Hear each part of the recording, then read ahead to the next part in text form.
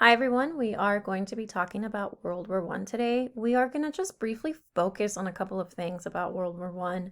We are not really going to go in depth like you did in core, so it won't be too long, too much focus here on this war, but let's get started and I'll kind of give you just important information that I think you should focus on. So before we get into some of the things about World War One, just a reminder, remember, World War One starts in 1914, and initially the U.S. is not involved. The U.S. does not enter the war until 1917. Um, so a lot of the things that we're looking at, obviously, is once the U.S. enters a war. I know that in core you guys looked at the other years, which is totally okay. We're just going to focus on this last year and what the U.S. kind of did, and we're going to look at specific groups and how they got involved. So why did the US get involved? If you recall last year from core, Germany was attacking merchant ships, right? U-boats. And this was part of this unrestricted submarine warfare. Germany did sign a Sussex saying we will not sink ships, but if they are carrying weapons, we will investigate and sink or go along, its merry way. Now, the US continued to supply the French and the British, and the Germans were like, you know what, never mind, we're just going to keep sinking. So eventually, because of this, the US does enter the war. Okay, you are going to be looking at this Save for Democracy document. Now, remember, Wilson is the president at the time, Woodrow Wilson. And when he runs for presidency, he is basically telling people, we're not getting involved. We're just going to let, these countries do their own thing. However, now it's 1917 and we decided to enter the war. So now he has to quickly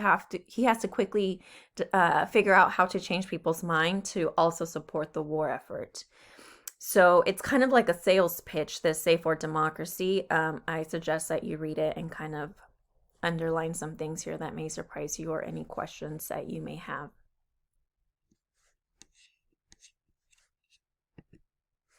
Okay, because remember, the US does have to quickly enter the war in 1917, this whole sales pitch, how is Wilson gonna kind of convince people that entering the war was the right thing to do?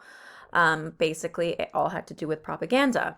And there was all sorts of propaganda going out. And you have here posters, leaflets, pamphlets, and a lot of anti-German movies. Germans were the ones that were targeted here. So you are going to start to see a ton of propaganda being put together to get people excited, that we went to war. They're like, yeah, we have to get people excited here.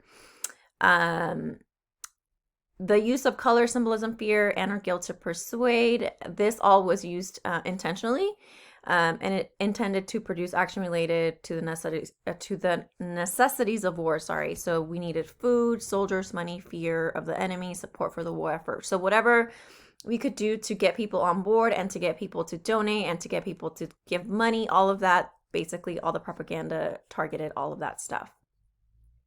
The Creel Committee, the Committee of Public Information, was basically put together to sell the war effort. There is no TV at this point. So these people this committee has to sell the public on the war and Wilson's objectives. There is voluntary censorship of the press at this time. And remember, World War One is still all about, it's very voluntary because we're only involved for a year. You're going to see the difference between World War One and World War Two when we cover World War Two next unit. But basically, the government told the media to not publish certain bad things or to only publish certain things that look or make the war seem appealing. And, the media sort of listened. These people that were involved in the Committee of Public Information were pretty much psychologists that knew how to get and how to work people's minds, I guess I should say. Obviously, there are drawbacks to this. People were very much like, yes, we went to war. It's going to be safe for democracy, all of this. One of the big drawbacks was the Liberty League, because this one encouraged Americans to spy on their neighbors, particularly if they had foreign last names. So a lot of civil liberties were being broken here. People started not only spying, but opening people's, like their neighbors' mails, stuff that obviously is illegal. So there were some drawbacks to this hysteria, this anti-German and pro-war hysteria, I would say. Okay, now here are just some examples of some of the propaganda. This one's pretty famous. This one was used for recruitment. This one is for Liberty bonds. Beat back the Hun with Liberty bonds. You have more here. We'll see more throughout the PowerPoint. Okay. As I was saying, with a lot of the targeted group here were the Germans, and we have Germans in the United States, and there is a lot of restriction on civil liberties because of this anti-German hysteria that comes about during this time. So the Germans came to the U.S. in the 1840s, and we read a little bit about them in our immigration unit. So we know that they kind of kept to themselves. A lot of them actually live in the Midwest, and they kind of stayed to themselves, and they become very successful in the U.S. You have a lot of pharmacists, teachers, scientists. They are very unlike other groups, right? Because a lot of them came with money, and they kind of they stayed with their own kind, and so they weren't really a threat to anyone else, right? We saw that there was a lot of negative response for the other immigrant groups. The Germans didn't face this until World War I. And this is when we start to see a lot of the attacks on the Germans. So one of the things that passes here is the Espionage Act of 1917. This is a restriction on civil liberties because it allows for spying.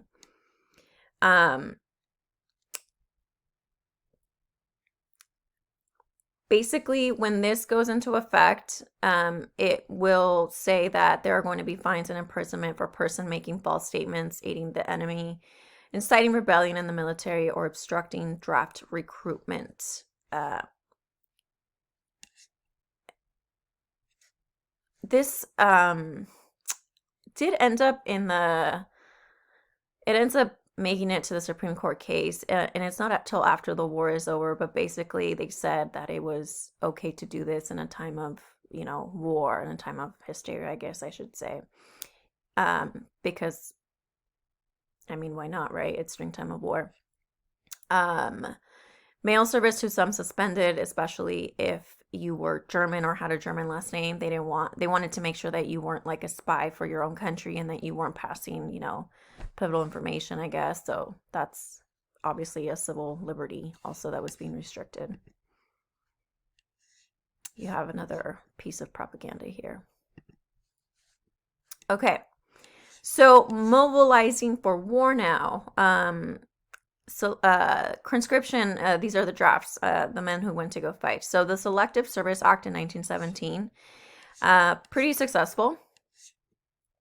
Men could not, this is something that I want to point out because this is different from the Civil War. Men could not purchase convictions or hire substitutes. Remember, when the Civil War was fought, a lot of the Northern men could purchase or hire substitute to fight for them.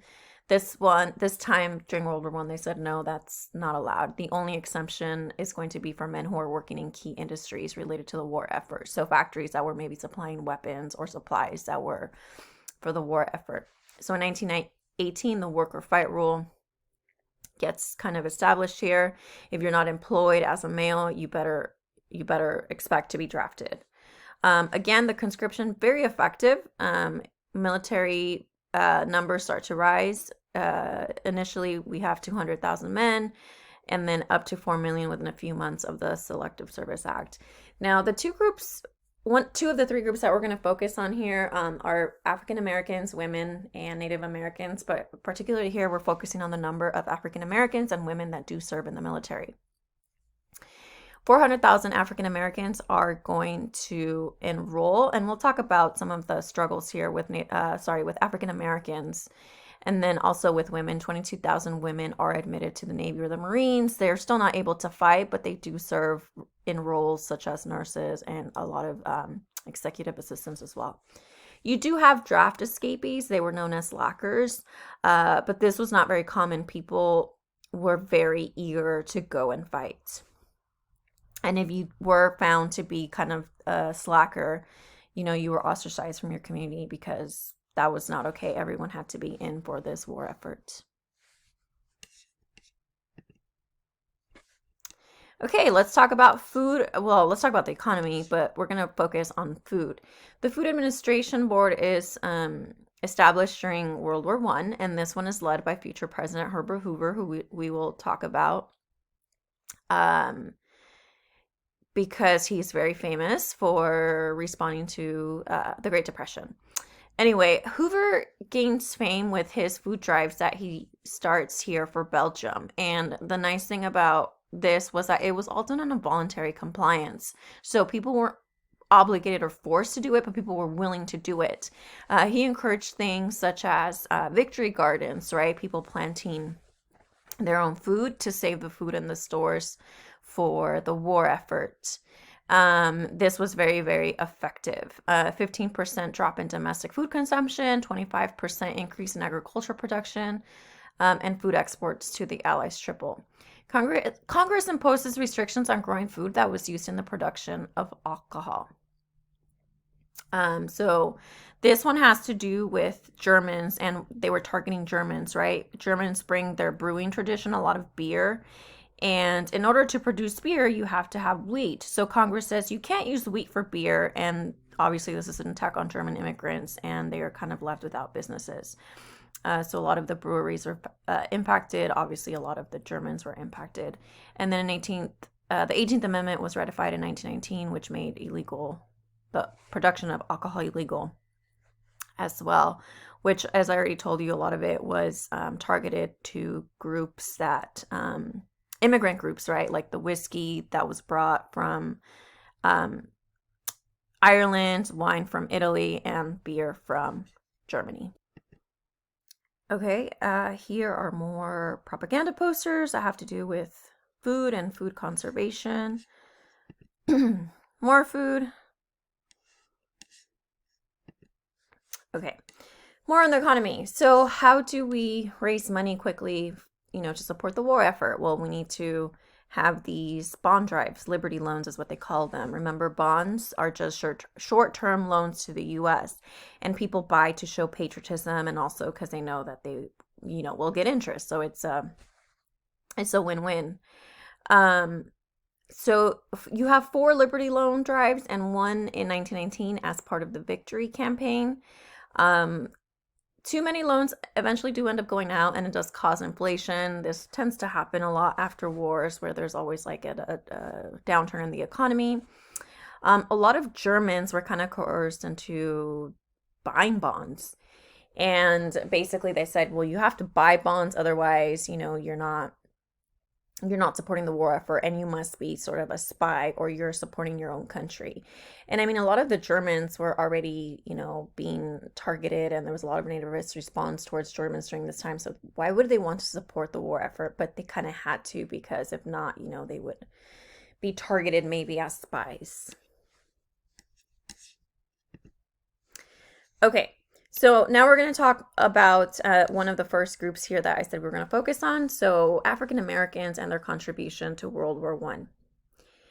It was very split. Okay, so African Americans are like, okay, do we support the war effort? Do we not? I mean, we're still trying to fight here for civil rights, for equality. So what do we do?